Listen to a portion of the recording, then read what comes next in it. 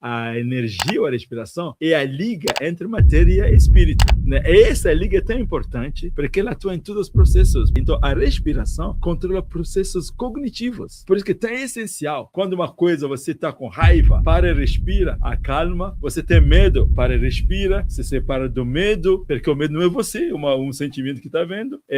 Na meditação, pranayama, é interessante já falar aqui. A doença da depressão, quando eu analiso ela do ponto de vista do Tantra, eu vejo que é uma ciência que afeta esse chakra daqui, quando as suas atividades físicas são muito baixas, é hipotiroidismo, você encontra a pessoa depressiva. É chakra do coração, quando as pessoas não são amadas, é sentimento de abandono, ou simplesmente vão falar afetividade mal atendida, adoece. Agora, no terceiro chakra, quando o nível de estresse é excessivo, onde as pessoas começam a secretar um monte de cortisol, que acaba eliminando qualquer hormônio de felicidade no corpo. Os chakras são literalmente pontos nodais de controle dos fluxos psíquicos da mente humana. É como você tem um país, tem a capital lá em Brasília, e você tem as regiões que são ligadas a Brasília, mas que também administram suas questões locais. E assim os chakras vão administrando. Um chakra do coração, por exemplo, ele vai ter a responsabilidade de cuidar. Aqui tem o que chamamos mandala. O chakra e todos os órgãos que estão ligados a ele vão estar num fluxo assim. Então, cada chakra tem essa região inteira que ele cuida.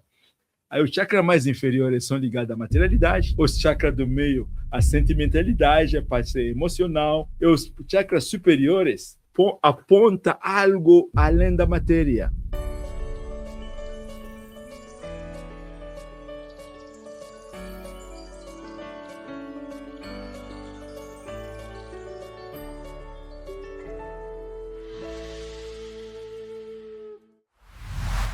Shiva é um personagem histórico ou é um personagem mitológico? Existem perigos na busca e na prática da ativação da Kundalini, do despertar da Kundalini?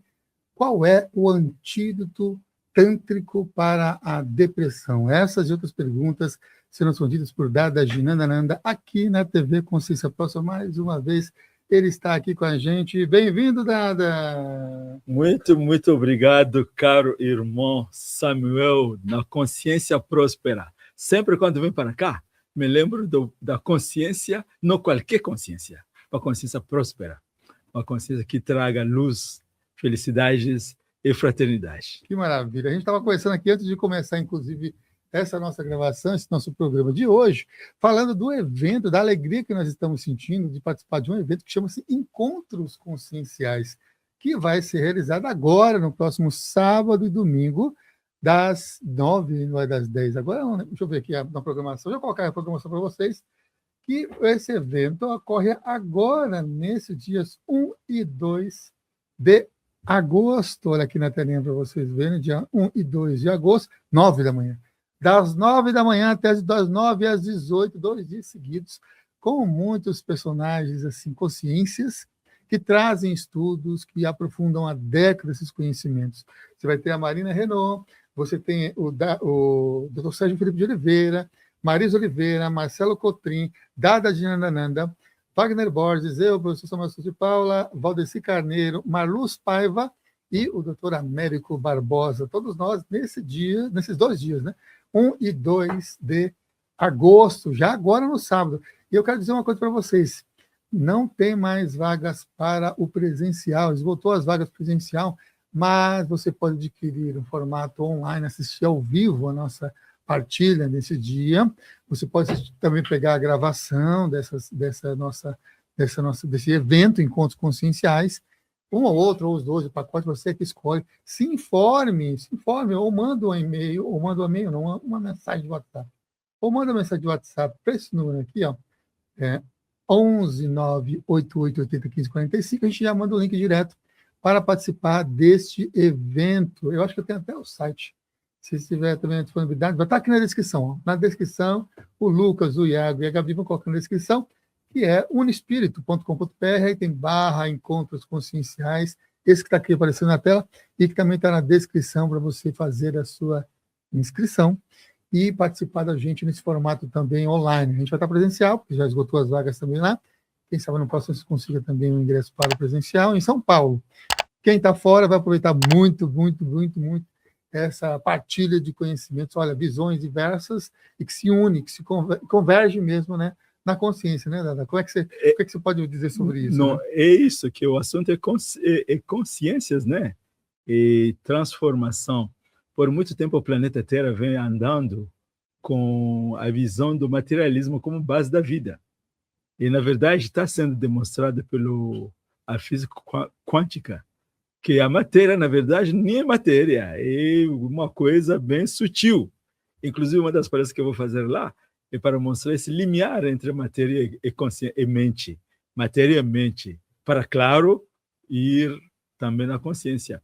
Então, estou muito animado pela união desses palestrantes que vão trazer ideias diferentes, mas com o mesmo objetivo de iluminação, de abertura de consciência de todos nós. Estou animado para ter essa energia que vai ser criada ali, porque isso ainda é muito mais importante. Então, na verdade, se você quiser, não perca, porque vai ser uma coisa muito boa, de várias pessoas participando. É online. É sempre bom, né? Venha também online. Você pode assistir no seu celular, pode assistir no tablet, pode assistir no computador, como se tiver que ter acesso à internet. Pronto, está na plataforma lá. E você vai conseguir aí acompanhar a gente, vibrar junto, fazer práticas juntos e tudo mais. Vai ser realmente excelente. A gente está muito contente com essa primeira edição aí dos Encontros Conscienciais. Né? Sim, Encontros Conscienciais. Maravilha. Na minha cabeça está aparecendo almas se encontrando. Almas se encontrando, vindo de diferentes partes da galáxia, entende? Uma coisa assim, comungando e gerando uma flor linda para o universo inteiro. Sim, Fala nisso, já que você trouxe esse assunto assim na sua fala agora recente, qual é a sua opinião sobre a existência de vida em outros planetas e como que isso se relaciona com o processo de expansão da consciência? Sim, a expansão da consciência, em primeiro lugar, tem um filme onde o pai estava mostrando ao filho as estrelas, né? Aí estava mostrando, era monte, era noite. Aí o filho perguntou, pai, nessas estrelas tem vida? Tem seres lá também? Aí o pai falou assim, se não tem, seria um grande desperdício. Ele respondeu. Então, com certeza, eu tenho, inclusive, o meu mestre do Tantra, o Prabhat, né? O Sarkar. Um belo dia, um discípulo fez essa pergunta, se existiam seres em planetas diferentes. Aí o mestre falou para ele imediatamente de sentar, fechar os olhos, e fiz ele recuar mentalmente tantos anos para trás. Aí o mestre perguntou, o que você está vendo? Eu estou vendo um esqueleto. Aí recua um pouquinho mais tantos anos. O que você está vendo? O esqueleto está tomando corpo. Recua um pouquinho mais. Estou vendo um ser humano, mas não é do mesmo jeito que nós. Era mais alto, diferente. Aí o mestre falou para ele, esse aqui era seu corpo na outra vida passada. Então, no Tantra, uma coisa nem é discutível mais, essa questão de seres de outro planeta. Uma coisa incrível. Agora, em termos de consciência, chegamos a entender que não é todo mundo de outro planeta que é necessariamente espiritualizado. É como no planeta Terra, né? O planeta Terra tem todo tipo de seres, é outro lugar também. Às vezes o planeta pode ter um grau espiritual mais avançado, que são raros, que existe, mas tem planeta com grau intelectual mais avançado. Eles dominam, inclusive, as viagens entre planeta e galáxia, que nós não dominamos ainda, mas mesmo assim, a ética deles é ainda malandra. Então, quando isso é importante colocar aqui, quando você veja seres de outro planeta aparecendo aqui, não baixe a cabeça achando que é Deus que está vindo. São cidadãos do outro lado com positividade e negatividade, que tem que ver o que é deles, né? Tem que ver o que é deles. Inclusive, nesse sentido, né? Agora que está tendo essa abertura dos governos, tem muita gente que está achando que pode ser que também está sendo preparada uma falsa abertura exatamente para se utilizar dessa gullibilidade do ser humano, achar que o ser do planeta veio para nos salvar. Ninguém vai vir nos salvar. Nós mesmos vamos ter que nos salvar. E se eles vêm para cá, vamos conversar com eles, ver o que eles tragam, e ver se nos interessa, aí vamos ter uma aliança. Mas nada de entrega a ninguém de fora. Inclusive, se falar de entrega, é só a própria consciência, né? Entrega, baixar a cabeça para alguém, isso não existe no campo da espiritualidade. Porque tudo, afinal de contas, é manifestação da consciência. Então, uma consciência não baixa a cabeça para uma consciência, porque são tudo iguais. Aí, os humanos do planeta Terra, os outros humanos do planeta Terra, temos que estar prontos para essas grandes mudanças e realmente teremos, nesses planetas, como esse nos explicou, tem um monge nosso que teve viagens astrais, né? Um outro monge de outro lugar veio e viajaram. A diversidade é muito grande. Diversidade de qualidade de vida, diversidade de ciência, diversidade em todos os campos.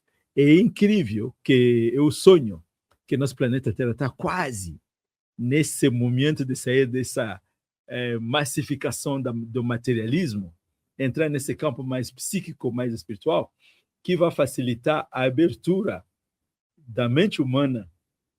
E com essa abertura da mente humana, vamos ter ciências modeladas em conhecimento mais avançadas e vai facilitar a vida no planeta Terra. Porque nesses planetas, a grande maioria das pessoas vive muitos anos.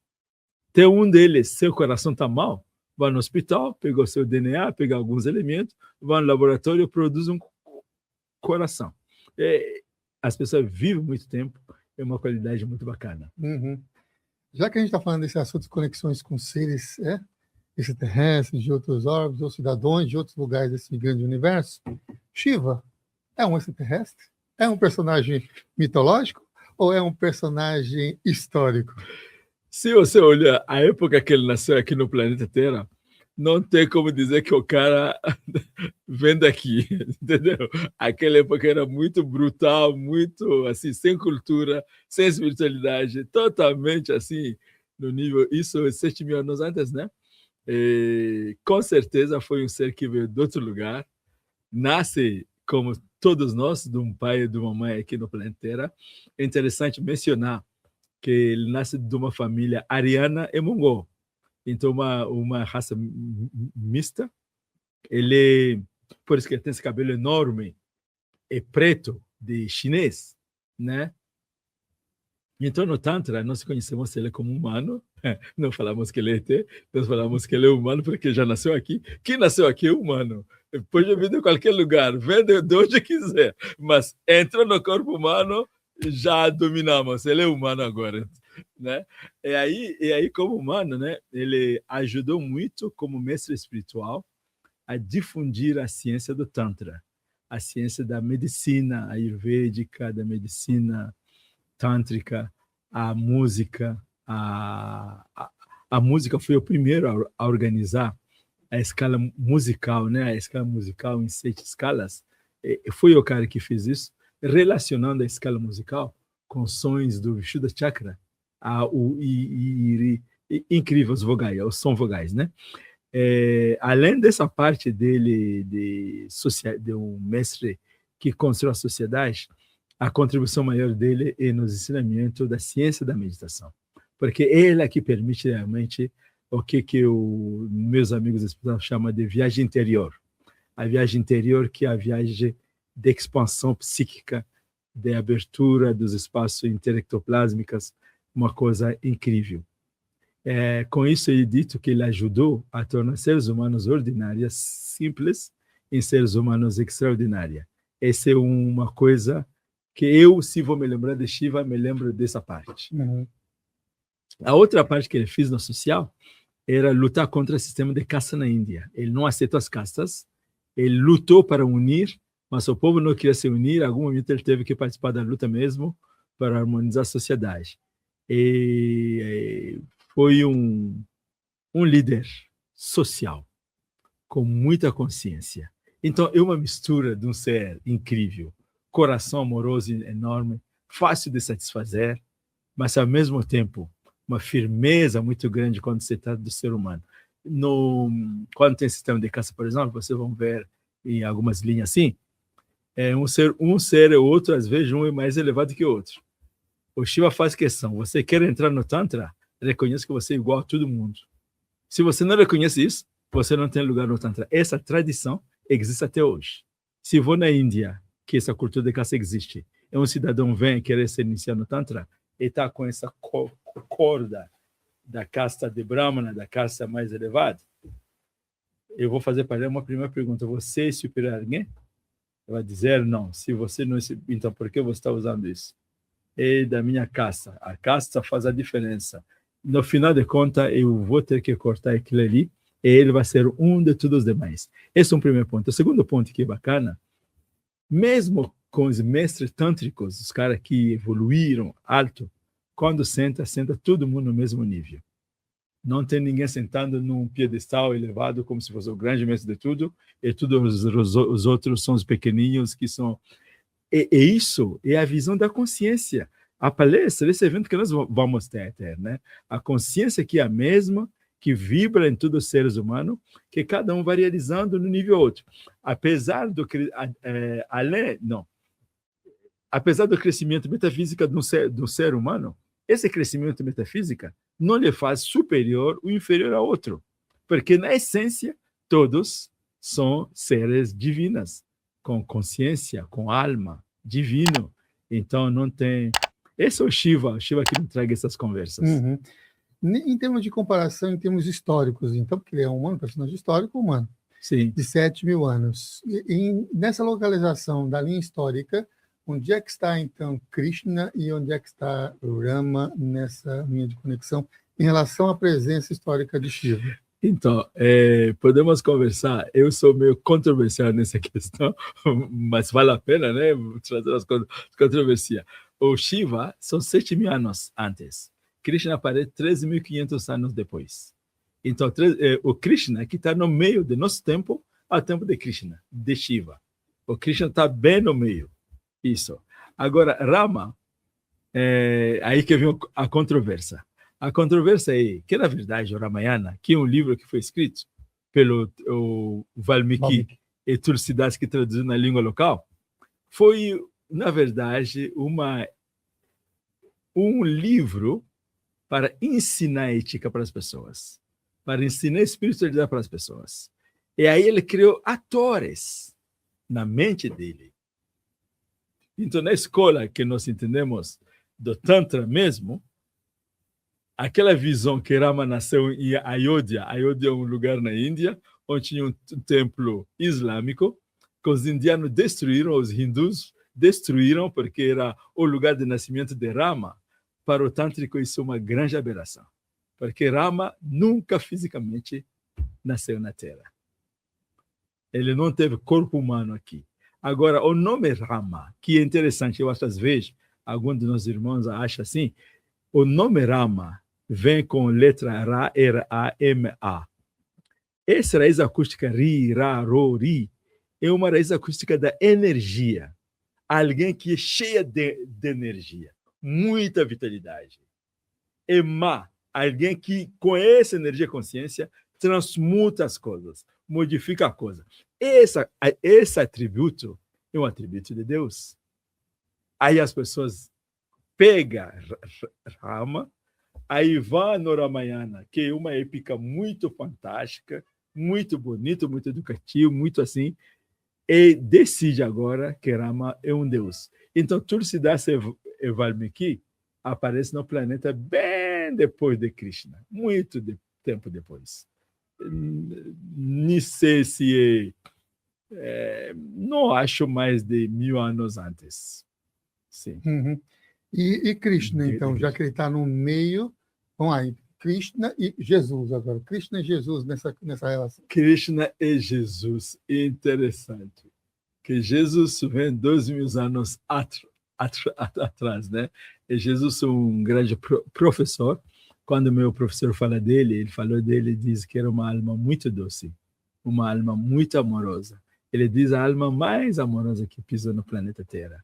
Mas também não perdeu o momento de também salientar o fato que ele foi massacrado pelos dogmas da época, né? E isso não foi um mérito bom para o planeta Terra. Então, são 2.000 anos, e Krishna agora 1.500 anos antes dele. Agora, é interessante que tem um escritor, que fala ter ido no Tibete, e nos templos lá no Tibete, ele descobriu, na verdade, que Jesus passou por lá. E, inclusive, que ele estudou muitos ensinamentos do budismo, do Tantra antigo, que também o Buda foi iniciado no Tantra, para ele meditar lá no Bodhi Tree. Então, um negócio incrível. Quando você começa a fazer essa linha toda assim, a casa é uma só, não tem muitas casas, não. É a casa da espiritualidade. E cada um que vem aprimorar acima de quem veio antes, com o único intuito, é a elevação consciencial das pessoas. E, de novo, nosso evento, que é essa questão da elevação consciencial, uma coisa incrível. É a luta de sempre da humanidade, né? Uhum. E a questão também dos chakras, porque na literatura, nos estudos de yoga, é proveniente do Tantra, o sistema de base, né, dos chakras. E como é que é o sistema de... Como é que é visto, na realidade, dos chakras? O que são os chakras? Né? Ou qual é o papel original dos chakras nesse desenvolvimento da consciência? Exatamente. Isso é uma pergunta incrível, porque ele vai, inclusive, tocar a visão da biopsicologia e a visão também das camadas da mente humana. Os chakras são literalmente pontos nodais de controle dos fluxos psíquicos da mente humana. E como você tem um país, tem a capital lá em Brasília, e você tem as regiões que são ligadas a Brasília, mas que também administram suas questões locais. E assim os chakras vão administrando um chakra do coração, por exemplo, o chakra aqui no centro do peito, ele vai ter a responsabilidade também de cuidar. Aqui tem o que chamamos mandala. O chakra e todos os órgãos que estão ligados a ele vão estar num fluxo assim. Então, cada chakra tem essa região inteira que ele cuida. E aí, dos chakras inferior a superior, parece que no processo evolutivo, né? Parece que no processo evolutivo, os chakras foram aparecendo na medida que o ser humano vai se desenvolvendo. Aí os chakras mais inferiores são ligados à materialidade, os chakras do meio à sentimentalidade, a parte emocional, psíquica, e os chakras superiores têm tendência a conectar. Esses aqui, Vishuddha Chakra, Vishuddha Chakra, já está, chakra lá nessas coisas aqui, já aponta algo além da matéria. Esse aqui são conectados mais à espiritualidade. Então, você veja o ser humano no seu conjunto, é uma coisa só, com diferentes centros de atuações, de controle. Aí, entre esses, são os nadis, os nervos que carregam as energias entre eles e conecta. Uma coisa incrível, porque a mente humana, mesmo quando os caras não são espiritualistas, tem chakras. E conseguir funcionar exatamente porque tem chakra. Então o cara pode acreditar que tem chakra ou não, o chakra está ali dentro, ele vai tatuando. Agora fico pensando também, sabe o quê? Porque eu já encontrei os tratados antigos que falam sobre os chakras e os nadis, e os caras assim tiveram uma consciência de identificar 72 mil canais de nadis e colocar nome em cada um dos 72 mil nadis de conexões. Eu acho isso impressionante assim, em termos de pesquisa. Muito impressionante, eu já vi. Aí um desenho que transcende o corpo humano, entendeu? E tem todas as linhas de conexão de tal. Aí fiquei pensando, aí concordo com o meu mestre, porque ele diz que a humanidade atual acha que nós estamos agora na era da ciência. Aí ele diz que não, já houve no passado a era da ciência muito mais avançada, porque esse conhecimento que você está apontado, cara, não temos noção nem dos poucos nada que tem, nem de pinga o povo não sabe. E qual é o nada que conecta meu sentimento de amor com o coração, meu sentimento de raiva com o fígado, meu sentimento de medo com o rim? Não sabemos. Então, na verdade, nosso conhecimento é mínimo. Sabemos construir uma casa, avião, mas sobre o ser humano, compreensão muito pequena. E aí, consequentemente, as pessoas facilmente são induzidas a achar que são matéria, por falta desse conhecimento mais profundo, né? Sim, mais profundo e elaborado.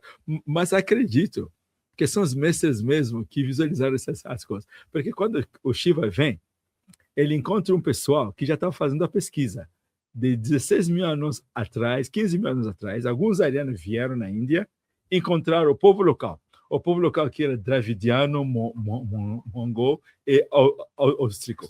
Esse povo local já fazia o Tantra, porque já estava se queixando, e pesquisas grandes já estavam andando. Inclusive, uma parte dos Vedas também foi se desenvolvendo nessa época. Então, quando Shiva entra, ele encontra essa pesquisa, não tão elaborada, não tão magnífica, mas ele utiliza aquilo e expande. Acredito assim, quando você lê os Vedas, aí você escuta que a Veda foi trazida por Dhanvantari, um deus que foi inspirado a ou tal, um deus. Os humanos são assim. Cada vez que alguém tem uma capacidade psíquica espiritual um pouquinho além do normal, a nossa tendência é baixar a cabeça e chamar ele de Deus. Mas, na verdade, são seres que teve um desenvolvimento psíquico bacana e que pôde observar isso. Hoje em dia temos seres humanos assim aqui no planeta Terra. Seres humanos que olham e conseguem ver o que está andando ali, né? Quando vamos ter esse tipo na ciência, aí a nossa ciência também vai vingar.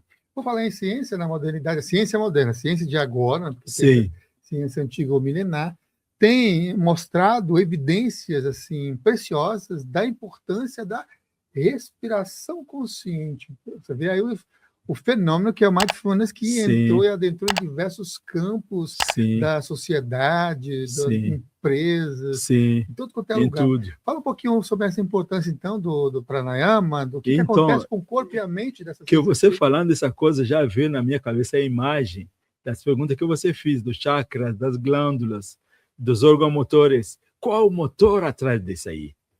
Essa energia aqui é tomada pela respiração, que no yoga falamos de vayu, o prana, que o chinês chama de chi. E o link, eu consigo falar aqui, exatamente porque a minha energia está fluindo através desse canal e está permitindo a minha língua falar. Então, a energia ou a respiração é a liga entre matéria e espírito. Né? Essa liga é tão importante porque ela atua em todos os processos. Por exemplo, processo de percepção. Se eu estou correndo, e você me encontra lá na rua e me pergunta, qual é o seu nome? Espera, meu nome, espera. A minha memória não funciona, porque a respiração está numa velocidade tão agitada que a memória, a capacidade de entrar na memória não existe. Então, ela tem que baixar. Então, a respiração controla processos cognitivos. Por isso que é tão essencial. Quando uma coisa, você está com raiva, para e respira, acalma, se separa um pouquinho daquela coisa que gerava raiva e você conseguir fazer. Você tem medo, para e respira, se separa do medo, porque o medo não é você, um sentimento que está vendo. Na meditação, o pranayama, é interessante já falar aqui, que no Tantra, a prática do pranayama tem 2 tipos de pranayamas. Um pranayama é para o corpo, para a cura de doença do corpo. Swastika pranayama. E outro é dhyana pranayama, o sabija pranayama. O sabija pranayama é o pranayama que você faz para se iluminar. Agora, esses 2 pranayama, para alguém fazer, ele necessita saber respirar no mínimo. Agora, se a pessoa que está fazendo pranayama tem uma mente muito materialista, muito egoísta ou muito sensual, banal, mais ou menos, a tendência é que, nesse período de pausa que cria, é o período de absorção de conhecimento. É aí, caro, qualquer conhecimento que você tem na mente vai ser absorvido.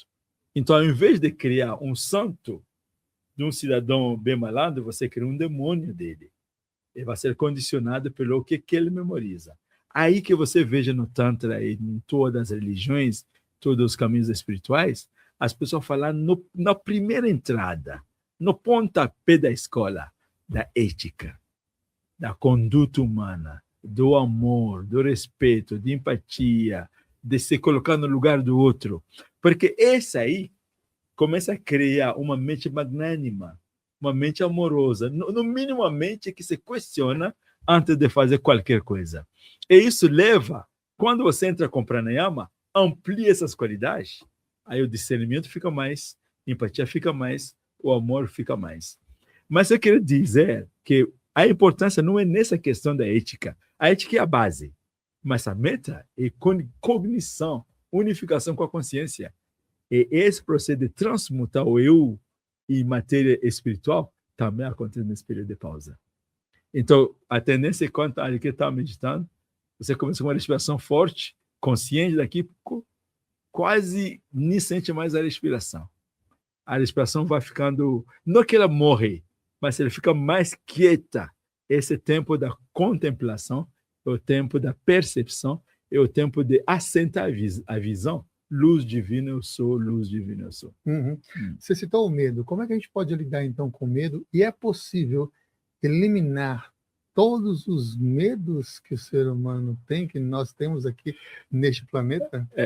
Realmente eu gostaria muito que eliminasse, porque esse medo é o malvado que nos faz ser dominado, explorado, amedrontado e todo tipo de coisa. Então, mas o medo é intrínseco ao processo de crescimento da consciência. Mais a pessoa tem uma mente expandida, conectado com mais aberta ao universo, mais aberta a Deus, mais aberta ao próximo, essa pessoa se sente cada vez mais tranquilo andando aqui no planeta Terra. Mas o medo, o que é mesmo? No Tantra temos uma colocação bem simples assim, medo da morte. O maior medo é o medo da morte. Então as pessoas que fazem exercícios de sair do corpo, por exemplo, e vão ver que fora do corpo estão vivos, e quem sabe, quando estão fora do corpo, encontra o cidadão que ontem morreu. Ontem morreu. Pô, você está aqui, você não morreu, não? Você não morreu, não? Eu me lembro, eu estava tendo uma experiência assim, eu não sabia, porque não planejei sair. Aí encontrei um monge nosso que faleceu há algum tempo atrás. Ele ficou magro, bonitinho, liso. Aí eu entrei na sala onde estava, putz, encontrei um monte de monge que já faleceu antes. Tudo felizes e alegres. Aí falei, o que está acontecendo aqui? A minha mãe não tinha acordado, que toda viagem atrás dela. Eu falei, o que está acontecendo aqui? O Brahmananda chegou aqui, eu vi ele morto, eu que cremou, que fiz a cremação dele, como que ele pode estar aqui? Aí o cara sai de lá luminoso, ele toca meus chakras, em estado assim, incríveis. Então, essas experiências... Mas mesmo assim, parece que nós outros criamos um grande apego ao corpo. Essa experiência humana é uma coisa que nos encanta. Aí me lembro, algum tempo atrás, quando trabalhava na Ásia, eu me achava iluminado, entendeu? Não que me achava iluminado, me achava pronto a ser iluminado. Aí falava para o Baba, né, para o mestre, o que você está esperando? O que falta para me iluminar? Aí eu não tenho mais, estou pronto a vencer a morte, o medo da morte. Aí fui na Índia, da Índia viajei de avião para Katmandu. E de Katmandu teve que voltar para a Índia de ônibus. Não era ônibus, era caminhões velhos que quando está virando, só sabe quase. Aí naquela montanha lá do Katmandu, você olha lá embaixo, 3, 4, 5 caminhões já caíram ali embaixo. Esse dia descobri que não estava ainda pronto para me iluminar. Então esse apego a esse corpo é muito forte e temos que praticar assim, meditação, temos que entender filosofia, todo tipo de prática que nos permite de nos distanciar da fisicalidade é muito boa. No Tantra, eu como monge de Tantra e outros que fazem, você que também que é um xamã incrível, nós vamos nos lugares mais inusitados. E é ali que temos que praticar. Aquele lugar que o povo tem medo de ir à noite, por exemplo, ali que nós queremos estar. É ali, quando você está ali, você pouco a pouco vai transcendendo esses processos. Você falou sobre esse processo da sua experiência, né, projetiva de viagem astral. Inclusive, no evento, Wagner Borges vai estar lá, que, para mim, na minha opinião, é um dos maiores pesquisadores encarnados no planeta sobre a temática de viagem astral, projeção da consciência. E muitas pessoas mudam o seu estado, percepção, visão de mundo por meio, não necessariamente de uma experiência fora do corpo, uma viagem astral comum, mas de uma experiência de EQM, de uma experiência de quase morte. Sim. E aí se modifica, né? Sim.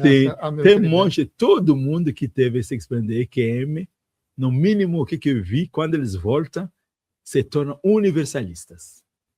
Mesmo sendo materialista, religião aquilo, eles entendem que a realidade é uma só. E, além disso, o amor que eles experimentam é tão enorme que eles voltam eles experimentam outra coisa. As limitações que faz eles mesmos, aí a visão fica clara. Estou aqui para vencer isso, amar todo mundo, levar todo mundo junto e ir para frente. Eu acho que podemos recomendar, sim, nossos ouvintes a ler essas experiências de EQM.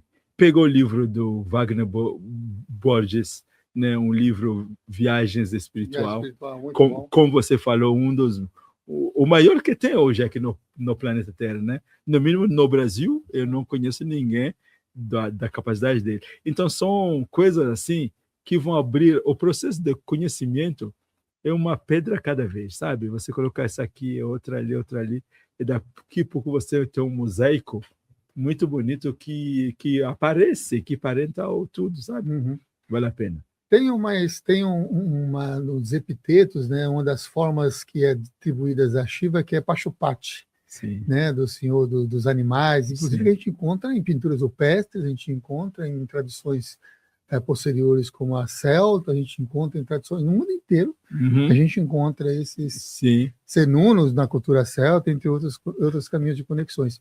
Mas de que forma os animais vão influenciar as posturas da bipsicologia? Não, os animais foram os primeiros professores desses yogis que foram nas montanhas para estudar sobre quem são eles mesmos. Eles observando os animais e copiando, imitando as posturas dos animais, aí foi tendo insight dos efeitos biopsicológicos, como você falou, da mudança de consciência dentro deles. Eu tenho muito medo. Eu imito a postura do pavão. Mayurasana nós falamos. Pavão. O medo meu vai embora. Eu tenho problema de digestão. Eu faço uma postura, vamos falar da postura do gafanhoto. Minha digestão vai melhorando. Eu tenho problema de agitação. Eu faço a postura da vaca e a minha agitação se acalma. As minhas energias agitadas se transmutam e começam a eliminar. Então, os animais foram os primeiros professores da busca desse caminho, foram observados. E o animal, per se, é um ser muito conectado à natureza. Ele é puro por natureza. Então, ele acaba sendo um amigo, na verdade, né? E quando você consegue entrar em sintonia, fica bem tranquilo. Me lembro, o mestre, um dia estava andando numa rua lá na Índia, e veio um boi correndo atrás de pessoas para matar. Aí um amiguinho da escola soube que o Baba, pequenininho, era pequenininho também, tinha essa coisa de conversar com os animais. Aí ele veio se esconder atrás do mestre, aí o mestre estava na frente do boi, ele fez assim, falou alguma coisa no ouvido dele, o boi virou e foi embora. Pouco depois, eles encontraram o mestre montando tigres, subindo nas montanhas. Então, são seres incríveis. No planeta Terra temos esses animais que nos comem às vezes, não comem quando nós perturbamos eles, né? Nós que comemos eles mais, né? Mas animais mais agressivos, devido à nossa agressividade, que é essa situação assim. Quando o animal encontra um ser harmônico, equilibrado, o animal tem tendência também a responder, porque ele responde pelo medo de ser atacado. Mas se ele sente que é harmonia, está tranquilo. Uhum. Nos textos bíblicos vão dizer que o ser humano no paraíso falava com os animais, interagia com os animais, tinha toda essa conexão com os animais. Né? Exatamente, na Bíblia tem essa questão, essa interação com a natureza. Aí, quando falamos de espiritualidade, podemos pensar em termos, eu estou pensando agora, né? Em termos da conexão do divino dentro dos animais, porque afinal de contas tem consciência em qualquer estrutura. E o xamanismo, eu acho, todo o povo antigo na África, o povo da minha tribo, tem um animal específico que é o protetor. E todos os outros têm um animal que é protetor. Agora, com a colonização, cara, quebraram a ciência dessa conexão com a ciência que os animais, como as plantas também carregam de divino, como tudo, como Deus é omnipresente, isso perderam. Aí você tem um animal, mas o povo não sabe nem como se relaciona mais, como fazer o negócio. Quem sabe, vindo a Samuel, eles aprendem alguma coisa sobre isso, né? Aqui estou vendo uma águia aqui, não é? Aqui tem uma águia, tem um urso também escondidinho aqui na caverna. Também, olha só. Olha que bonito, que esculpido que veio de lá. E cada uma dessas forças animais são imagens arquetípicas que nós temos nos caminhos xamânicos, que espelham nossos Sim. comportamentos, a nossa Isso. energia, a nossa ideia de mundo. Por isso que é Exato. funcional lá Exato. interagir com a vaca, interagir com o Exatamente. pavão, interagir com essas conexões. Exatamente. Eu Exatamente. acho isso fantástico. Incrível. E quando você estuda também, por exemplo, a parte simbólica também Isso. dos animais, você Isso. acaba acessando uma energia que é presente em você, porque você Porque dá nós start.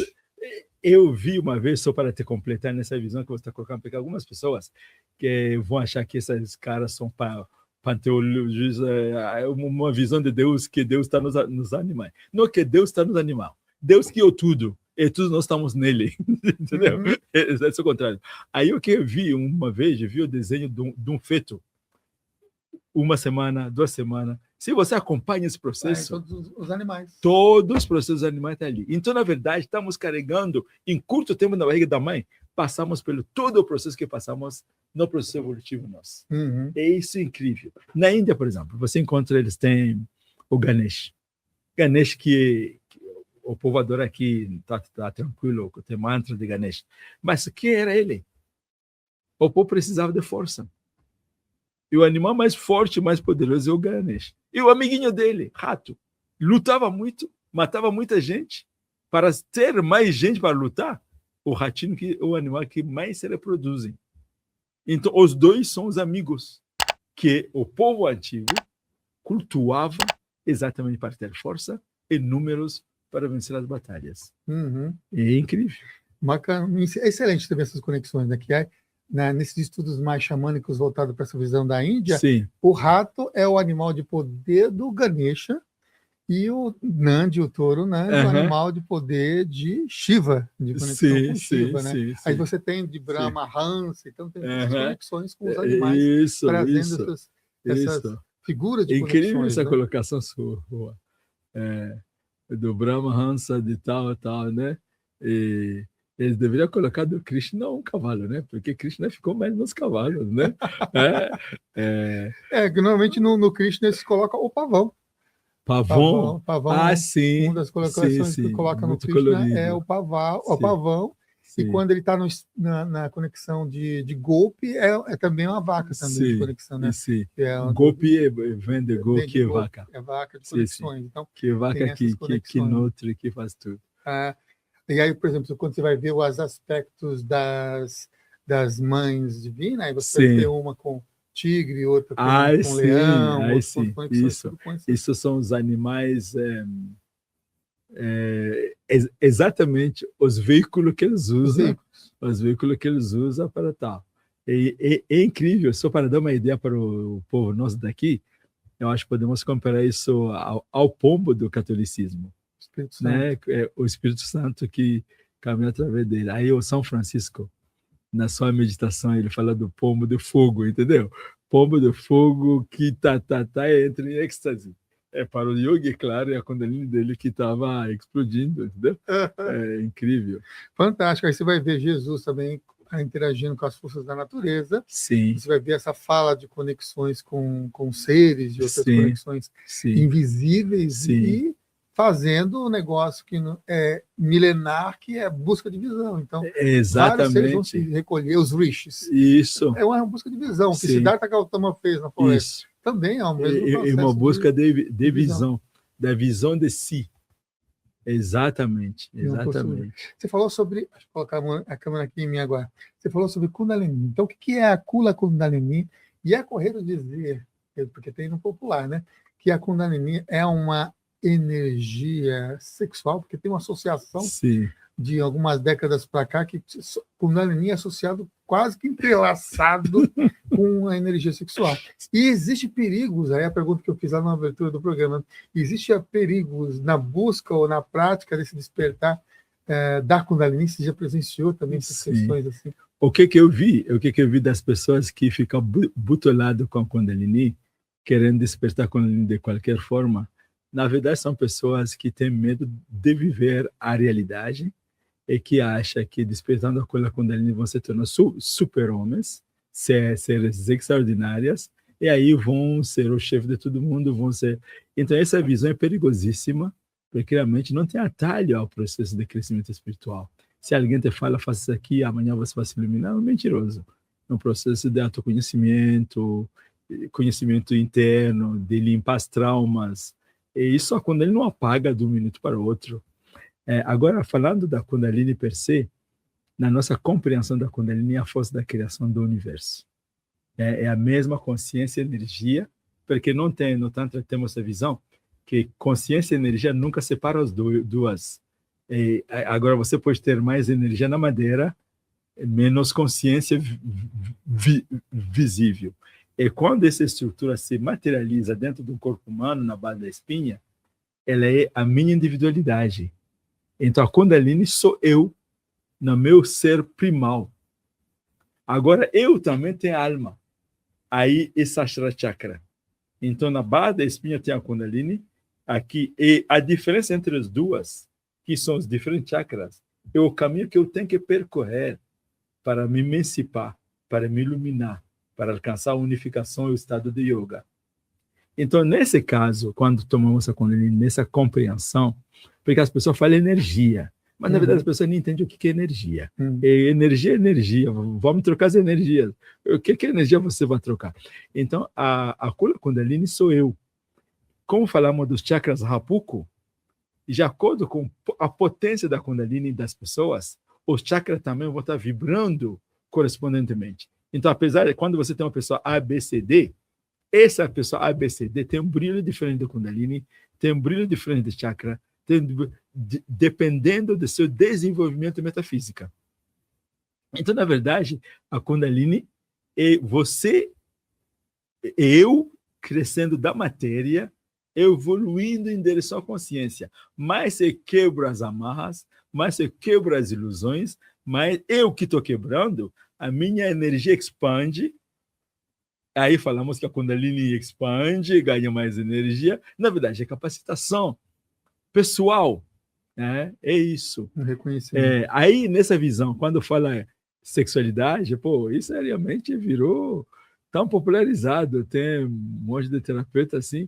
Eu não sou de terapeuta. Quando você fala que você faz o Tantra, todo mundo acha que eu só pratiquei aquilo ali. Mas, na verdade, foi uma deviação, como falamos, das práticas do Shiva. O Shiva, como psicólogo, grande psicólogo, nunca fala para ninguém, não faça isso. Porque quando alguém tem um fluxo psíquico, os instintos dele estão vibrando, as glândulas dele estão vibrando, quer comer uma maçã, e você fala, não come maçã. O que ele vai fazer desse fluxo de energia dentro dele? Esse fluxo de energia vai ser guardado, um dia vai quebrar todas as maçãs da vida inteira. Então, outra coisa que nós observamos, cada vez que faz uma lei de não fazer uma coisa, a tendência do ser humano de fazer exatamente aquilo que é proibido. É mais atrativo, mais interessante. Tem gente que diz que o povo do planeta Terra é rebelde. Então você proíbe, aí que ele vai. Aí que ele vai. Então Shiva não fez esses erros. O Shiva reconhece a humanidade como um ser em evolução, que vai aprendendo com acerto e erro, e nesse processo de acerto e erro, ele vai firmando sua consciência, vai firmando sua compreensão, e um belo dia ele transcende as limitações. Esse é o crescimento natural da vida. Aí ele passou 5 M's. E nos 5 M's, um dos M's é Maituna, que é exatamente para as pessoas que gostam muito de sexo. Shiva não falava de não fazer sexo, não vai funcionar. Então falava para eles, vai reduzindo. Agora, para quem já está com capacidade, Shiva ensinava de unificar o princípio de negatividade fundamental. Negatividade por quê? O processo da criação da consciência para a matéria. Então, se a consciência é positiva, o ponto oposto dele, que é a matéria, é negativa. Essa energia que está ali, a Kula Kundalini. Então, unifiquei essa energia da Kula Kundalini com a energia da positividade fundamental, que é da consciência. E esse processo é interessante. Vamos abrir um pouquinho mais nessa questão, porque é interessante que o povo comece a entender mais.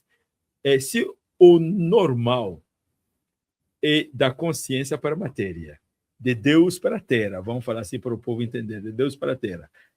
O que está no macro tem também no micro. Por isso que chamamos de microcosmo, porque tudo que está no macro está no micro. Então, no ser humano, a consciência está aqui, e na base da espinha, a Kundalini.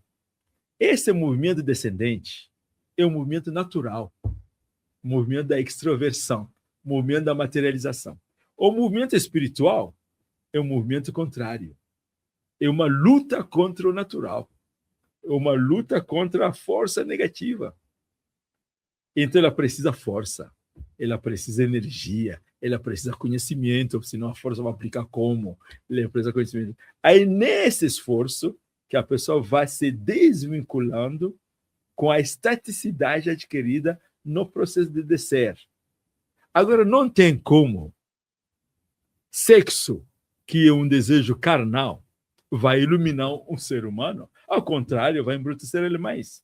Inclusive, o professor do Tantra aqui falava, não é do Tantra, mas falava do Tantra também, o professor Osho, ele chegou a fazer um erro psicológico, onde quando ele afirma que mais você consome alguma coisa, menos você vai desejar, a realidade não mostra assim. Se você come um prato desse tamanho hoje, está tudo bem. Se amanhã eu como um prato desse tamanho, a chance é grande que na próxima almoço você vai querer um prato desse tamanho. Se alguém ficar adicto ao sexo, com certeza. O povo pode dizer, oh, Dada, não é sexo por carnal, é sexo para iluminação. Ainda estou para encontrar um ser humano que faz assim. É a teoria bonita. Mas na praxe, a grande maioria que se aventuraram nesse caminho se perderam. A não ser que os caras tenham uma relação amorosa, real com alguém e usa o conhecimento da sexualidade que o Tantra tem para ter domínio de si mesmo. Aí é diferente. Aí é totalmente diferente dessa idolatria da sexualidade como meio de iluminação. Ao contrário, a sexualidade sendo um dos órgãos motores do ser humano, também precisa ser dominado e utilizado apropriadamente. Não tem como Tantra ir contra isso, porque a verdade é que tudo nós nascemos da sexualidade. Então, essa coisa sagrada, é sagrado nesse caso, quando ele é utilizado como sagrado, ela acrescenta na amorosidade, na fraternidade. É uma prática da mesma forma que cozinhar comida para os outros, da mesma forma dar aula para as crianças, da mesma forma. E não dá para confundir esse aspecto específico com esses ensinamentos que diz que com sexualidade você vai se iluminar. Uhum. Sabe que eu fiz essa pergunta também, se existem perigos no despertar ou na busca pela Kundalini, por despertar a Kundalini, porque já me chegou diversos casos de experiência. Ontem mesmo, as pessoas pediram para não falar o nome dela, né? Sim. Mas ela ficou, foi espontâneo dela, em termos de energia que aconteceu no corpo dela e na energia dela, no campo dela. Sim. Ela ficou 1 ano de conexões desafiantes e muito difíceis, repercutindo no próprio corpo dela e no campo energético e nas percepções e com um atributo do despertar da Kundalini. A minha pergunta é se você já teve algum aluno ou algum praticante que já teve também esses, às vezes até os espirros kundalínicos que causou esses... Inclusive, estou acompanhando um agora. E o processo é sempre essa expressão de energia de forma que você não doma, você não controla, não é agradável. Então, tem que haver crescimento psíquico, fortalecimento de nervos, para que eu vou usar a palavra explosões energéticas, acontecem dentro desse seu container. Agora, quando você não tem um container, as coisas começam a explodir, às vezes as pessoas vão, inclusive, à loucura. Não é yoga que leva isso, como você falou, essa pessoa que você está falando. Foi natural. Então, tem pessoas assim que naturalmente desperta. São pessoas de vidas passadas, fiz algumas práticas. Eu me lembro algumas experiências minhas. Encontrei com uma pessoa e subitamente a Kundalini estava subindo sem eu querer. Então, mas era uma subida que entendi que essa pessoa tem um histórico comigo. Aí fui conversar com meus amigos espirituais e me disseram assim, que em algumas vidas passadas fizemos algumas práticas juntos. E quando esses dois amiguinhos se encontraram, já começava a chutar para cima. Mas assim, o negócio é esse. Tem que acalmar, tem que harmonizar. E realmente é uma luta para as pessoas que estão nesse processo. Conheci bem recentemente um irmão meu, estávamos lá no retiro, isso aconteceu. Aí ele não medita mais, porque só tentar concentrar começa a bagunçar o corpo todo. Aí eu passei para ele algumas práticas que ele tem que fazer, eu vou estar acompanhando, não é uma solução A, é fazer e ver o efeito, fazer e ver o efeito, fazer e ver o efeito, até que a pessoa se harmoniza. O praticante de yoga tem que domar suas energias. No caso dessa pessoa também, ela teve aumento de algumas percepções. Pode te fazer uma pergunta relacionada a isso, porque também já Sim, esclarece essa sim, perspectiva. Existe alguma relação entre o despertar da Kundalini e os Siddhis? sim, muito grande. Os Siddhis são correlacionados, que os chakras são bloqueios, né? São bloqueios, fecham o fluxo da energia. Quando você abre um bloqueio, o que você gera? Você gera mais energia. E as pessoas que não têm uma visão espiritualista muito profunda, quer dizer que utiliza a mente dele para se unificar com a consciência, a tendência é que essa energia vai despertar capacidades. Por exemplo, no segundo centro energético. No segundo centro energético, o cidadão, se ele quiser, pode caminhar acima da água. Se amanhã o senhor Samuel caminhar acima da água aqui em São Paulo, o povo vai te trazer flores e tudo. Você virou Jesus no planeta Terra. Mas na verdade não é isso. O terceiro centro energético é um centro, se você tem fogo, por exemplo, você pode sentar no fogo e não queimar. E nem sentir a dor. Agora, esse tipo de Siddhis, né? São qualidades ocultas, né? São capacidades psíquicas que não são objetivo do aspirante espiritual que realmente entendeu da espiritualidade. Na verdade, essas coisitas, eu chamei de coisitas, são terríveis, porque se você se enganar e se achar especial a coisa desse, você cai do caminho, cara. Você foi no materialismo mais fundo ainda. Uhum.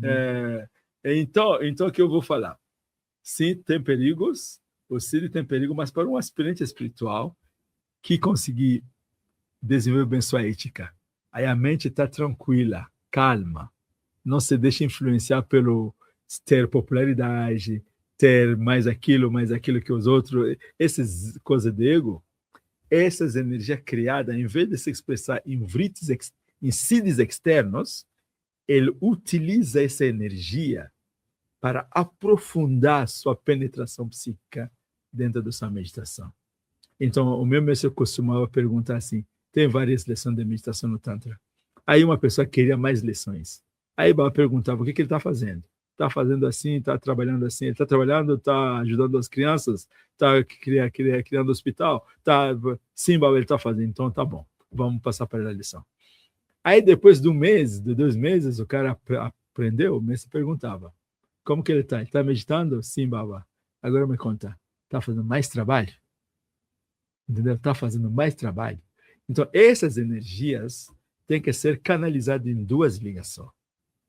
Cognição espiritual, aproximação com o divino, mais amor com o universo inteiro, seres humanos, plantas, animais, e, consequentemente, ações sociais. Ações que promovam o bem-estar de todo mundo.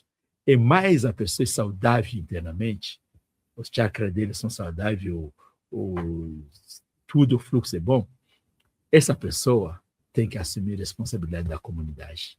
Ele não pode ser mais um parasita dentro da comunidade, senão ele está tendo ferramenta que ele não está conseguindo usar, né? Que ele não está conseguindo valorizar. Uhum.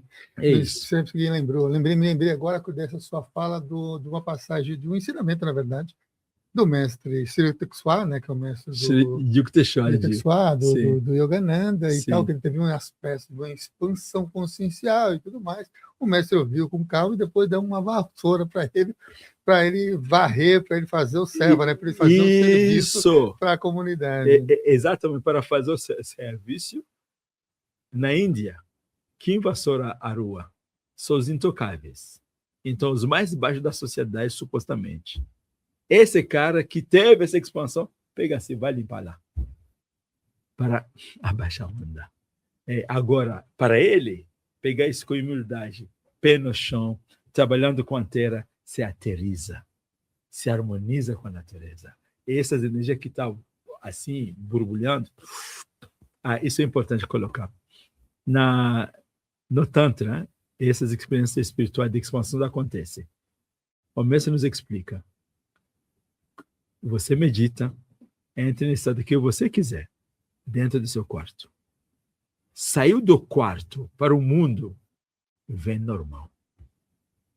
Então, o processo é de absorver a energia. Absorver, se você conseguir transmutar do físico ao psíquico. é do psíquico ao espiritual.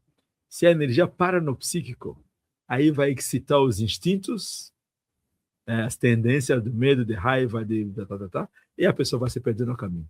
Tem que chegar no campo espiritual. É ali que estamos falando dos siddhis.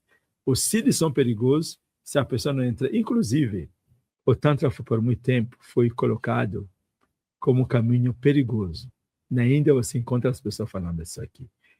Aqui, iniciei uma vez uma pessoa de uma grande escola mística desse país. Não vou falar para não ficar falando de pessoas. Depois da iniciação do Tantra, 2, 3 dias depois ele voltou e me disse: Dada, me liberta, eu não quero fazer essa prática. Falei: por que você não quer fazer? Essa prática é muito avançada, é muito pura, é muito assim. Eu não entendi nada, porque é uma prática que todo mundo faz, não tem nada.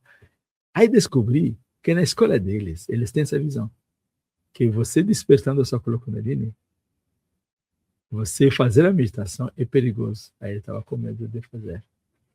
Essa é uma visão que vem do fato que as pessoas que abriram os siddhis e mal utilizaram os siddhis acabaram tornando o Tantra uma coisa perigosa, quando, na verdade, se você tem uma base ética assentada, a prática espiritual vira dirigir o carro no autobahn, sabe? Sim.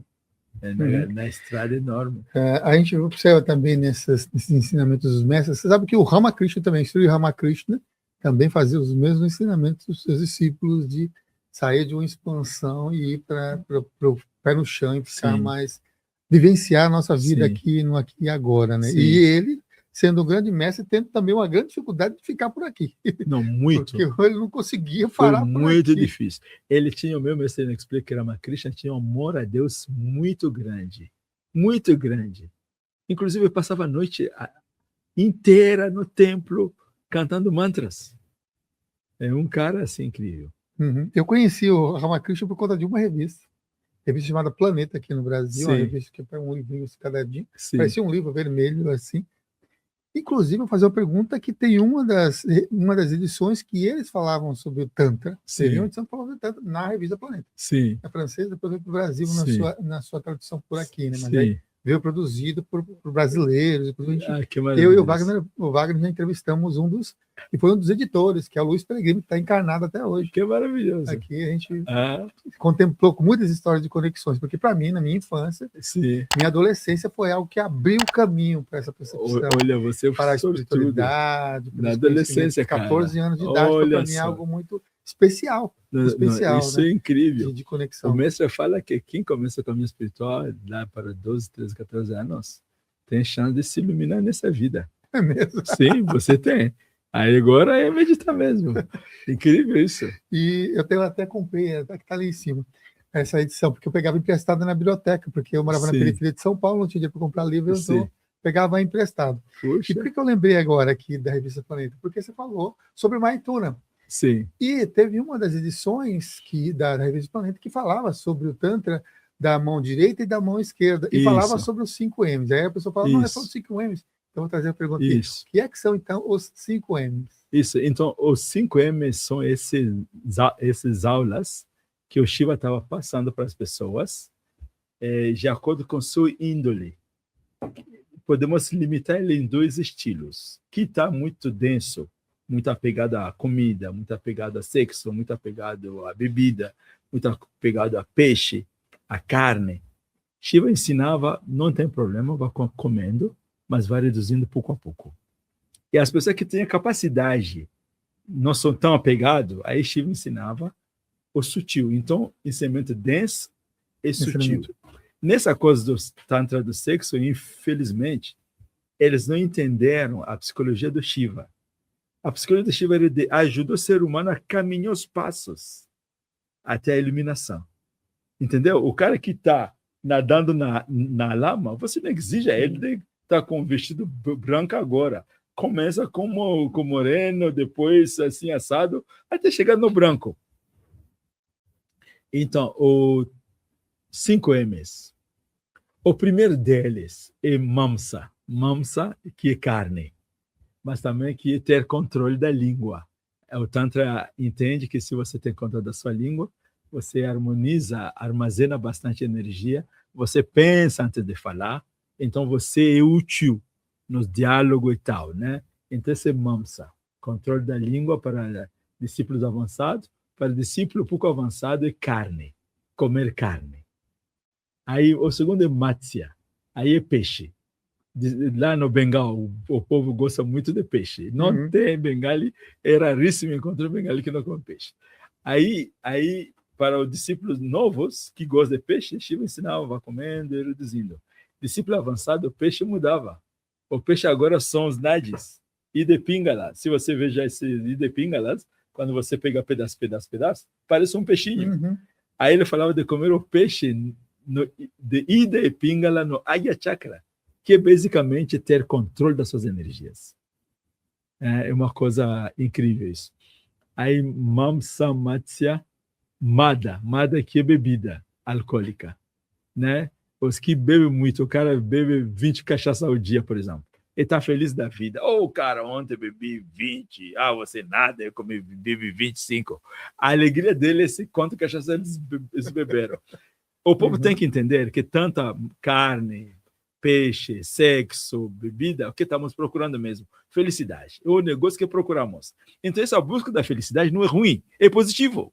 Que a pessoa está procurando a felicidade. A única coisa é que está procurando numa coisa material, achando que essa coisa material vai providenciar uma felicidade que não tem fim.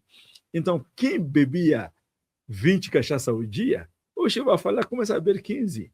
Aí, pouco a pouco, até ele vai continuar fazendo, mas vai reduzindo. Para discípulos avançados, Shiva ensinava de beber o vinho da imortalidade. O vinho da imortalidade chamamos ele de Amrit. Amrita, que é secretado pelo pineal. Exatamente quando vocês vão no xamanismo, lá no ele abre na lua nova, lua cheia, inunda todos os chakras, dá um êxtase muito bom, fortalece o sistema imunológico. Era isso. Aí, mudra, que são gestos, né? No Tantra, gestos, as pessoas falando tanto do sexo, né? Eles entram naquele livro de Vatsalyana, que é um livro, basicamente, que ele fez não para o Tantra. Kama Sutra. Ele fez aquele livro para ajudar os casais a não se aborrecer um do outro. Tem novidade, tem coisa assim, para colocar, como diz, né, especiaria na relação. Agora, no Tantra mais sutil, o mudra é a companhia que você frequenta. O tipo de companhia te eleva ou te abaixa. Entre todas as companhias, a melhor companhia é a companhia dos mestres. Aí, se você não tem companhia dos mestres, companhia dos aspirantes espirituais. Se você não tem de livros espirituais, se você não tem, pega a companhia de gente que faz o bem para o mundo, que estão cuidando dos animais, estão fazendo... Utiliza o tempo todo a mente num processo ascendente. Esse é mudra. Aí o último é Maituna, que é sexo mesmo. Essa questão da sexualidade é muito importante. Os humanos têm que ter satisfação na sexualidade, não deve haver repressão na sexualidade. Na verdade, não deve haver repressão em nenhum tipo de vritis distintos. Mas também não pode haver expressão descancarada. Então, o ser humano vai ter que achar o caminho do meio. Esse caminho do meio é guiado pelo que chamamos Viveka e Vairagya. Consciência e desapego. E cada um vai ter que aplicar isso dentro da própria vida. É muito difícil apontar o dedo aos outros, porque tu não sabe o que está passando na luta do outro. Mas na própria vida, você conseguindo equilibrar isso, é a visão para quem tinha apego à sexualidade. Os humanos são diferentes. Tem sexualidade aguçada, então vai de acordo com sua necessidade. Agora, quem poderia unir-se com a consciência suprema? Ilumina-se. E nisso aí, não tem diferença que seja monge ou casado. As pessoas ficam falando que para o monge aí não tem sexo, mas para o casal tem sexo. Assim, casal vai ter que ter sexo. E o monge é monge. Se o monge não é casado, vai estar fazendo sexo com quem? Vai estar pulando cerca. Às vezes isso acontece. Mas não é aconselhado. É ruim. Então, o processo de transmutar as energias para a própria iluminação é tão válido para o monge como o casado. Porque a sexualidade do casado tantra não é consumir o outro, não é aquela sexualidade animal. É, ao contrário, a sexualidade como um processo sublima de unificação da própria mente, de unir as duas almas juntas. E aí você tinha falado antes, né, do Shiva com Pashupati, né? Exatamente, Pashupati. Pashu são os animais. Quem são os animais? O animal é aquela mente que está ligada com esse aspecto denso do Tantra. E Shiva era o deus deles, que ajudava eles a se transmutarem, a evoluir. Aí o Pashupati se transforma em Divyacharsadhana. E primeiro em Heroi, Viracharsada. No Viracharsada, esse animal, psicologicamente animal, porque tudo que ele quer é satisfação do sentido, decide agora de me transmutar, de me harmonizar. Isso não vai acontecer sem energia. Como falamos, é uma luta. Sem luta, nada vai acontecer, vai continuar do mesmo. Aí, com essa luta, aí ele começa a se ver de verdade. Como que o Vriti funciona, como que pega ele, como que aquilo, o cara vai trabalhando. É um herói. Quando o herói, aí que vem os siddhis. Quando o cara consegue domar os Vritis, aí os siddhis aparecem. Só que esses siddhis, quando ele é bom praticante, eles vão investir eles na sua prática meditativa, na sua prática do serviço. Ele sai do heroísmo espiritual, entra na doçura da espiritualidade e começa a praticar o Divyacharsadhana. Aí o Pashupati agora é o Deus do universo inteiro, que está esperando o aspirante espiritual no colo dele. No colo significa essa unificação da alma individual e coletiva. Eu tenho que falar isso. Eu acompanho o YouTube. E muitas vezes as pessoas fazem uma confusão achando que Brahma é um Deus específico, que Rama é um Deus específico, que Vishnu é um Deus específico. Na verdade, são nomes para qualificar a mesma consciência. É a mesma consciência que estamos falando, a consciência divina, que é uma só. Que é uma só. Então, quando eu falo que vou entrar no colo, as pessoas vão ficar achando o colo de Shiva, putz, aquele cara assim. Não se trata disso. Estamos tratando aqui da unificação do eu comigo mesmo, porque Deus é onipresente, omnisciente. Esse eu que sou, eu que você é que todo mundo é. E falamos há pouco, os bichos, é só o corpo dele que parece um animal, mas a alma dele também é divina. As plantas, a física quântica nos trouxe essa compreensão que o átomo no seu centro é um vazio, com cada pontinho desse vazio cheio de energia, consciência cósmica infinita. Então, isso que eles ensinam como omnipresença de Deus. O caminho espiritual é para sair da dualidade para a unicidade, a separação para a união. E essa união é chamada de yoga. Agora, os nomes de Deus, cara, são milhares de acordo com culturas e língua. Na minha língua materna tem mais de 5 nomes para Deus. Uma língua materna africana. No meu país, tem 250 etnias.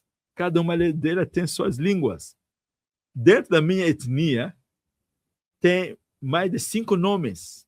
Então, você pode imaginar, se os humanos começam a entrar na brigalhada sobre Deus e criar um Deus para cada nome, uma imagem para cada nome, aí realmente, se as pessoas não têm abordagem sintética, vão acabar criando milhares de deuses, que são, na verdade, nossa projeção de Deus, porque ninguém já viu Deus, na verdade. E, então, essa visão do yoga que é a unificação.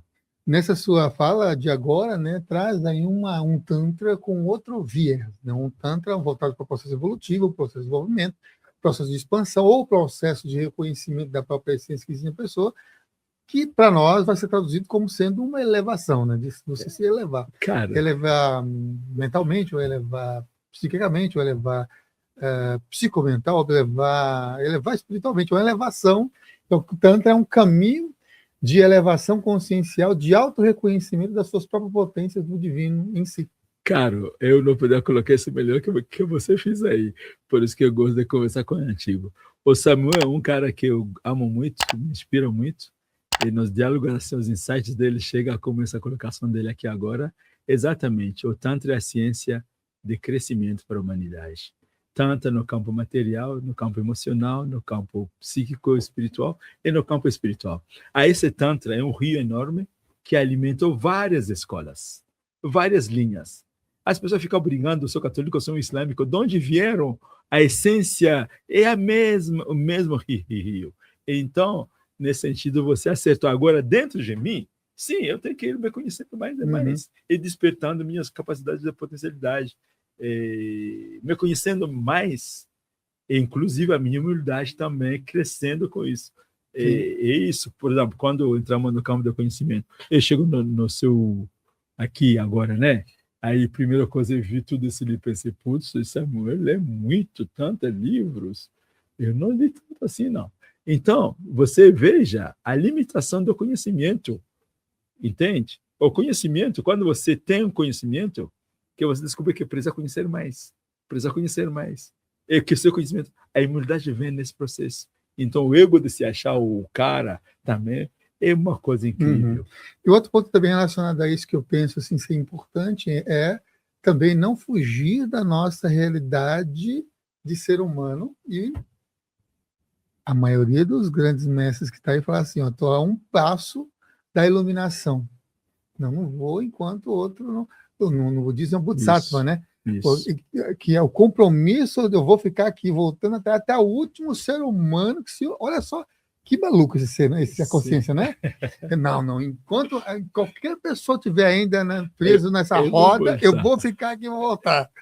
Eu fiquei pensando nisso, eu descobri que, na verdade, na fase inicial, os caras, nós somos inspirados para sair da ignorância, do sofrimento. Aí queremos ser super-humano, queremos ser iluminado e vazar daqui. Isso é muito egoísta. Esse egoísmo nunca vai vazar daqui. Mas quando cresce um pouquinho, aí descobre que estamos tudo conectados, estamos tudo... Aí tem um monge nosso que cuidava de uma escola no interior da Índia, para Shivananda. Para Shivananda, um belo dia depois da meditação dele, fazemos meditação à noite, né, para encarar o momento como você falou bem aqui, e ele entregou todos os aparelhos dele, temos alguns aparelhos que usamos nessa meditação, para outro monge. E geralmente não fazemos isso. Meus aparelhos não passam para outro quando estou vivo. Somente depois da minha morte que alguém pode pegar. Quando ele fez isso, outro monge estranhou. Ele falou, não, amanhã eu vou viajar. Aí, dia seguinte de manhã, ele acorda, toma banho, senta na varanda, começa a meditar. Um dos pais ficou bravo com ele porque o filho dele não passou de ano. Ele veio atirar no Dada morreu. Aí a notícia veio para Shivananda morrer. Aí a notícia veio para o mestre. Baba, o Parashivananda morreu. Como que ele morreu? Ele foi assassinado. Mas ontem, quando ele voltou da meditação, ele entregou os aparelhos dele para outro monge. Aí o Afixo Deus falou assim, esse cara não tinha como manter no planeta Terra mais. Esse é o voto de Bodhisattva, é o mesmo voto que os Avadhuta da Namaga fazem. E você fica nesse processo até que você conseguir ficar. Até que você conseguir ficar. Senão depois você sai, aí entra naqueles outros tipos. É um processo. Quando você fala de mestres ascensionados, são os irmãos mais velhos que passaram pelos processos. O que eles fazem? Vir nos ajudar. Vir nos mostrar, Mas eles, cara, você fala de uma coisa incrível aqui. Só pensar nos mestres ascensionados, mestres espirituais, o amor que essa gente tem, cara, é para matar. Você sente a inutilidade do intelecto humano. Eles vêm, meu querido irmão, prezado irmão, bom dia. O cara é incrível, mas ele tem tanta humildade, porque eles têm essa percepção clara que são divino. Eles são e sabem que você é. Não é saber intelectualmente. Eles vejam que você é. Então, aquilo que ele mais ama que são, quando se adressa a ela, eles vêm com essa coisa. Esse é o processo da espiritualidade. É muito bacana. Eu quero tocar num assunto bem interessante para me conectar com uma das perguntas que ainda não foi feita, que eu citei lá no início do programa, e ainda não foi feita. Eu vou fazer essa com um gancho. quais são as maiores causas das doenças na atualidade, que a gente vê crescendo muitas doenças, psíquicas ou mesmo físicas? O que é que causa tantos desconfortos e distúrbios na humanidade? Sim, o que eu vejo no Ayurveda, eu gostei muito da Ayurveda, eles colocam como definição que a causa principal do adoecimento é a causa sentimento de separação. E aí, desse sentimento de separação, nasce vários tipos de complexos. Então, se você quer curar tudo, volta na unicidade. Com a unicidade, tudo é curado. Aí, inclusive, o Maslow também mostrou isso naquela tabela dele, naquela escala de Maslow, mas você está na pirâmide mais para cima, né? Nível mais para cima da pirâmide dele, mas os problemas ali embaixo estão resolvidos. Agora, o mundo moderno, o materialismo, um outro problema muito grave, porque o materialismo reduz o campo psíquico da mente humana. A mente humana, que tem capacidade de expandir até o cosmos inteiro, fica na pizza, fica naquilo. E essas coisas são limitantes. E a fome interna dele, a fome da alma de ser infinita, que todo mundo quer paz infinita, todo mundo quer ser feliz para sempre, e isso não tendo expressão, também gera outro tipo de adoecimento. Agora, você pega o materialismo limitador, você pega aí, então, a consequência econômica dele, e cultural dele, o planeta é feito para adoecer as pessoas. Aí nós temos que fazer uma revolução. Uma belíssima coisa que eu posso dizer, eu tenho muitos amigos que encontram, você, o Wagner, ou outros amigos que encontram, apesar de tudo essa condição, eles vivem no mundo com alegria interna, encarando todas as mazelas, encarando todos os problemas que tem, mas parece que dentro está com uma chama de felicidade. E aí fica fantástico. Então, a cura desse tipo de adoecimento, eu acho que o povo tem que voltar para dentro. O povo tem que voltar para o processo de autoconhecimento. Porque sem autoconhecimento, vamos repetir as mesmas coisas, vamos vibrar os mesmos neurônios vão gerar mesmos hormônios, os hormônios vão gerar a mesma conduta, e aí nós viramos um tico-teco, já tic. Com o processo de autoconhecimento, você se modela, vai se ajustando. E aí, com ferramenta desse caminho de autoconhecimento, da espiritualidade, dá para ir harmonizando. Eu, como monge, eu falo assim, inclusive eu posso falar isso com muito afinco, porque eu me lembro quando era moleque, a primeira doença que eu teve foi malária. Foi muito forte a malária. Eu me lembro meu pai me levando no hospital, me carregava nas costas dele, porque nem podia andar mais. Um belo dia me devolve no meu quarto, ele sai, aí todo está lá no quarto pensando, Deus, a vida nesse planeta é assim? Se é assim, eu não quero ficar aqui. Me tira daqui já. Agora, se você quer que eu fique aqui, me cura. Já aconteceu isso várias vezes, não vou contar a história inteira. Aí, o que aconteceu? Eu curei no dia seguinte. Não tinha mais malária no dia seguinte. Malária não é uma imaginação. Ela quebra as costas. Aí, dali, para muito tempo, cada vez que adoecia, eu deitava no chão, abria as mãos para cima e tentava canalizar a energia do céu e da terra passando por mim, suava e me curava. Então, na verdade, a nossa mente, quando ela é harmonizada com o cosmos, porque quando você é pequeno, você não tem muitas casas. Aquela coisa que você pensa é aquilo que tem. Você não pensa, eu estou bem, mas não, na verdade estou mal, entendeu? Você não tem essa dualidade. Eu acho que os humanos vão recuperar essa capacidade. Eu acho que nosso planeta vai chegar a um tempo onde as doenças vão ir embora. As doenças são resultado da ignorância, como estamos falando. Então, eliminando a ignorância, não vai ter por que ficar adoecido, né? E se tem que ficar, vamos ter o meio de cuidar dele. Sim. Uma pergunta que eu vou fazer agora, aquela do início do programa, mas antes ainda, para eu ter uma pinceladinha aqui. Porque existe uma ciência de cura no Tantra e não tem uma conexão de que a ciência de cura do Tantra inspirou também a Ayurveda, esse é um ponto. E o outro ponto que é a pergunta lá do início do programa é qual é o antídoto tântrico para esse dos grandes males da humanidade da atualidade, que é a depressão? Exatamente. A ciência da cura do Shiva, o nome que nós chamamos é Vaidyak Shastra.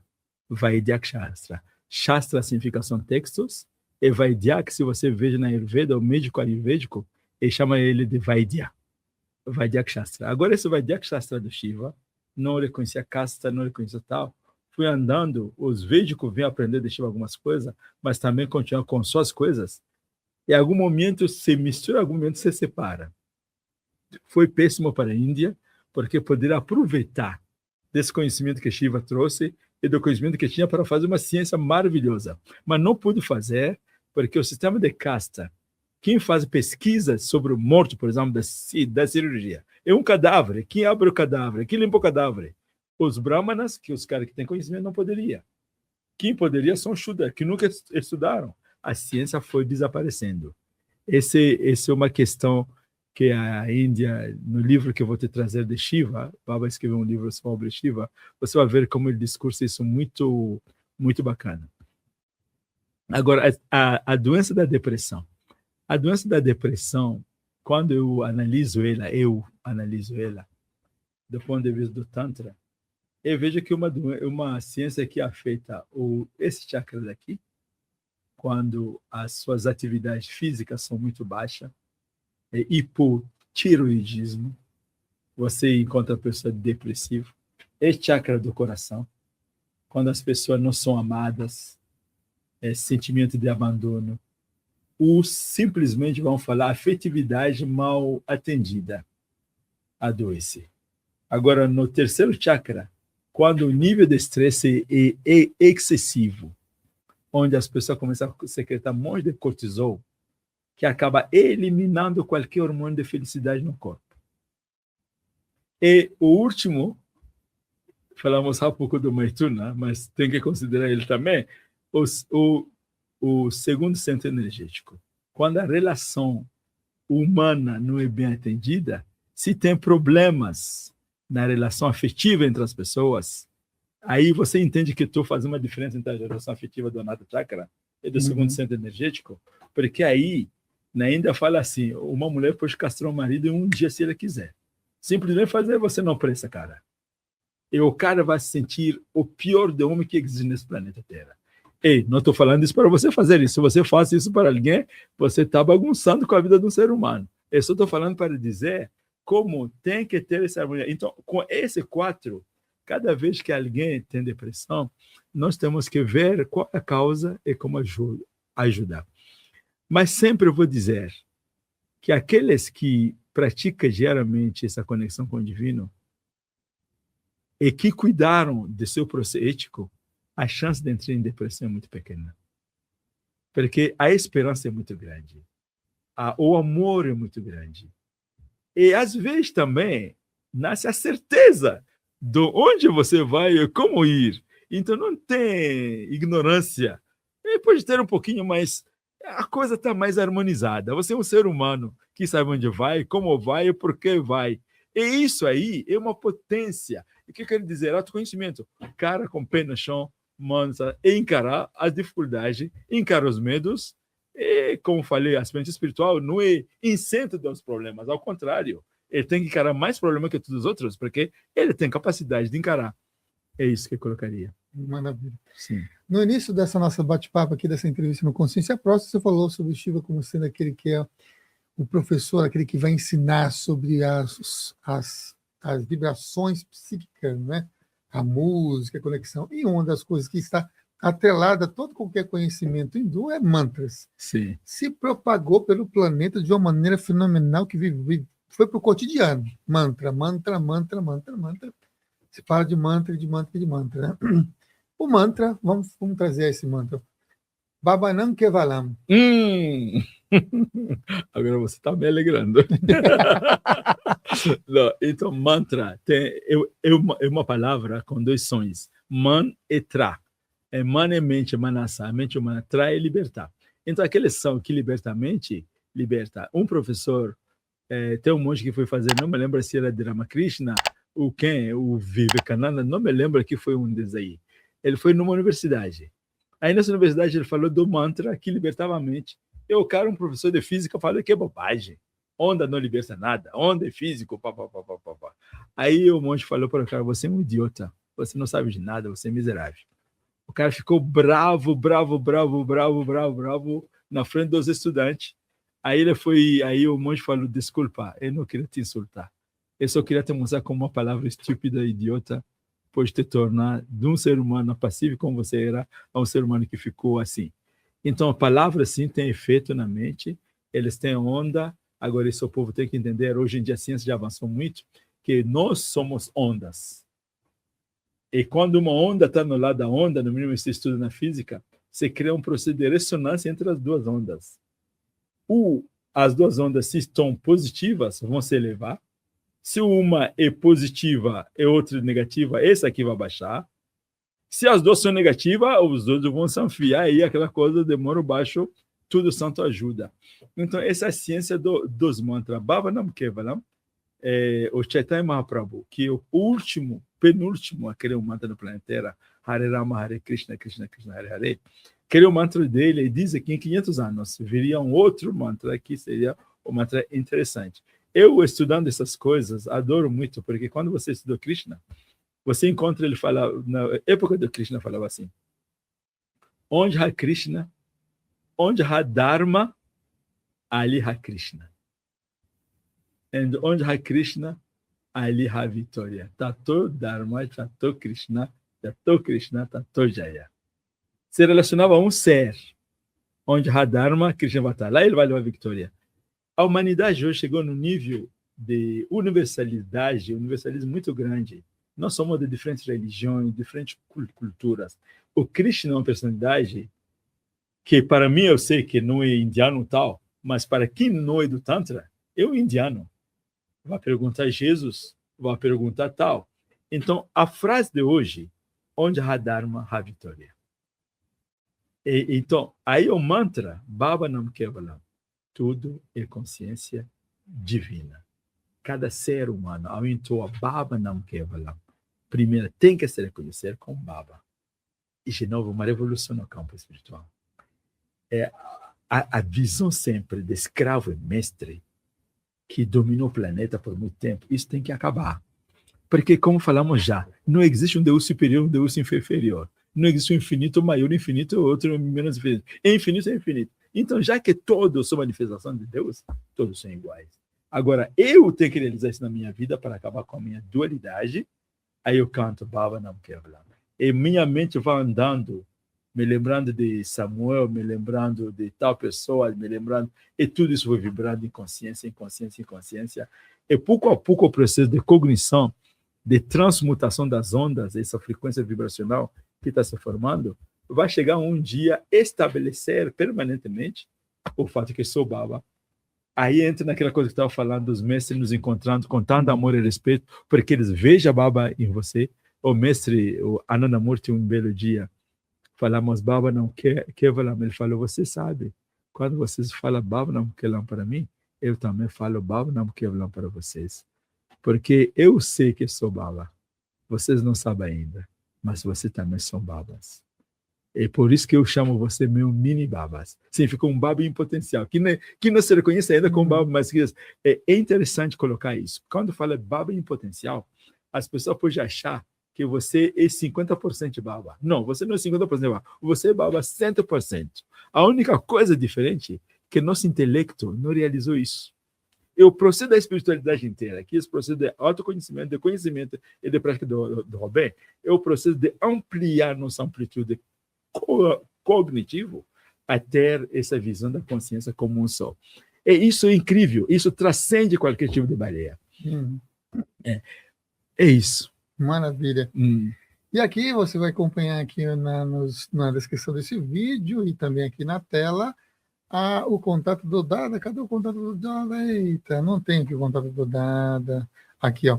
Dada Ginandananda, tudo junto no Instagram e Dada Ginandananda 3326 no YouTube.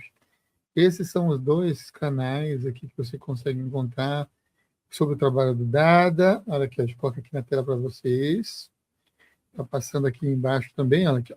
Dada Ginandananda no Instagram, tudo junto, e Dada Ginandananda 3326 é o arroba lá do YouTube. Tem um do Instagram e tem do YouTube para vocês acompanhar. E hoje você vai ver também essa divulgação, mais uma vez aqui, porque estaremos juntos nos encontros conscienciais, e se você tiver essa disponibilidade de adquirir aí um ingresso para assistir no formato online, vai acompanhar no formato ao vivo. Se você já gostou também dessa entrevista aqui, curta, compartilhe com outras pessoas e também adquira aí encontros conscienciais no formato online, dia 1 e 2 de agosto, dia 1 e 2 de agosto, das 9 às 18 horas, com Marina Renault, Dr. Sérgio Felipe de Oliveira, Marisa Oliveira, Marcelo Cotrim, Dada Janananda, Wagner Borges, Samuel Souza de Paula, Valdeci Carneiro, Marluz Paiva e Dr. Américo Barbosa. Se informe sobre esses 10 consciências, vamos chamar assim, de grandes estudos, de grande dedicação.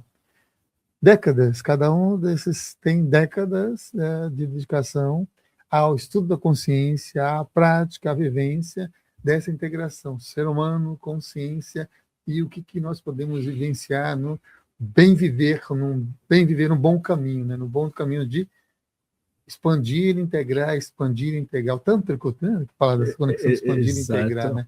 Essa conexão. Então, vai lá e se informa, está na descrição aqui, ó, veja a descrição aqui desse vídeo, clique lá e já adquira já o seu ingresso dia 1 e 2, agora sábado e domingo. Se está acompanhando depois, vê se ainda tem a possibilidade de adquirir o gravado, mas o ao vivo é muito legal, eu gosto ao vivo, de ir acompanhando ao vivo, dessas conexões. Sabe que o programa hoje só é gravado por causa do algoritmo que forçou a gente, que é para ter maior alcance de pessoas. Eu amo ao vivo para interagir com as pessoas. Sim. E vocês poderão interagir, inclusive, no ao vivo lá. Parece que o Iago, junto com a Jéssica, estão organizando para a pessoa interagir também no ao vivo, não somente as que estão também no presencial. Isso vai ser maravilhoso. Isso, né? Vai ser excelente.